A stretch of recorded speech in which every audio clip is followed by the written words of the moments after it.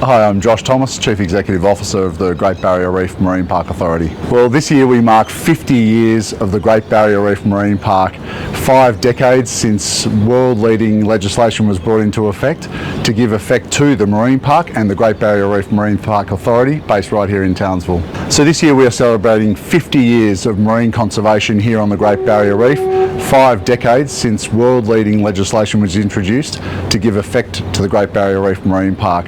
A wonderful example of Australia's leadership in marine conservation and a great example we want to share with the rest of the world. We're really using the 50 years as a springboard to think about the next 50.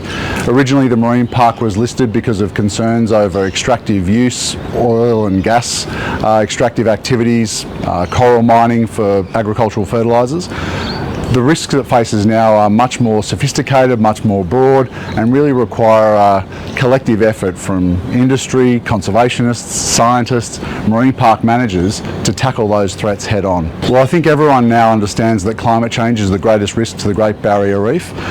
Crown of thorns starfish control, water quality, these are all the risks that we're trying to manage as a marine park manager, but we're not trying to do it on our own. We're working with partners like the tourism industry, First Nations communities right along the Great Barrier Reef, and some of Australia's best scientists to really look at how we deal with these problems for the future.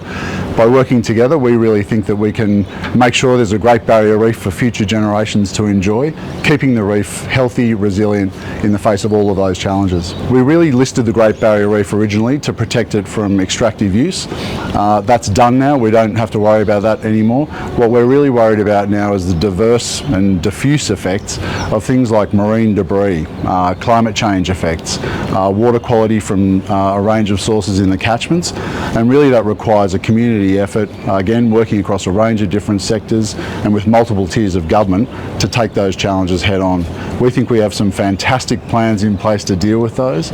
We're doing more than ever before to look at marine zoning arrangements, marine park compliance, crown of thorns starfish control to really alleviate some of those pressures on the reef ecosystem. I recently had the opportunity to go abroad to the United Nations Oceans Conference in Nice, a wonderful opportunity to share Australia's expertise with an international community who are looking to do similar things that we're doing right here in North Queensland. The world is looking to protect some 30% of the oceans by 2030, a huge and ambitious goal. We are already achieving that right here in North Queensland on the Great Barrier Reef, and something we really want to share as an example of world-leading marine conservation. When the Marine Park Authority was first instituted and the marine park was brought into effect, it was the first example of its kind anywhere in the world, something Australians can be incredibly proud of. We've since built through time over those 5 decades concerned citizenry, concerned collective of educators, regulators, scientists, all working together to do better by our marine environment. Certainly when I was at the United Nations Oceans Conference in Nice recently, it was echoed back to us regularly just how much the world envies the example we are setting right here in Queensland. Governments can't solve all these challenges on their own, that's absolutely true. Every individual can make a difference by just considering their own footprint in the world. Recycling, turning lights off earlier, considering how they get to work and reducing their impacts on the earth. There's an awful lot of information out there about how humans can work better with the environment, have a more sustainable footprint, and there's lots of information available on our website, and again we'll be celebrating that throughout this 50-year anniversary. Over our 50 years of operation, we've really built one of the best examples of ocean conservation here through the Reef Authority on the Great Barrier Reef. There's never been greater investment, never been more science being brought to bear to deal with the challenges facing the reef. It's a wonderful privilege to be leading this organisation in concert with other industries, other community leaders to make sure the reef remains protected for future generations. So we're standing today on one of our vessels. So it's a 46-year collaboration between the Commonwealth and the state government to deliver field services out in the Great Barrier Reef to ensure the conservation and resilience of the environment.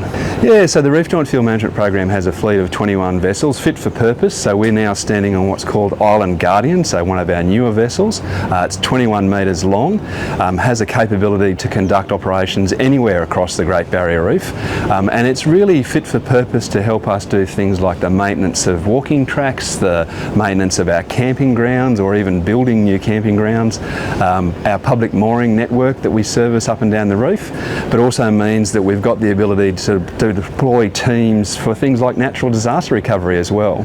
So when we had Tropical Cyclone Jasper go through Cairns December 2023, this vessel was deployed up there, and for example we actually put pallet loads of fresh water on this vessel to take up and provision Port Douglas because their systems had broken down. So for us it means that we can service the Great Barrier Reef, but we've also got the capability to engage in disaster recovery and help communities recover.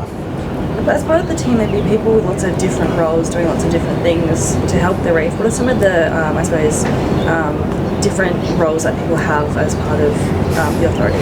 Yeah, really good question. I mean, as Josh was saying, we can't run the Great Barrier Reef by ourselves, and you also need a really diverse workplace and crew to be able to do that. So on any given day, we've got people who are specialists in operating vessels, we've got people who are specialists at things like campground maintenance.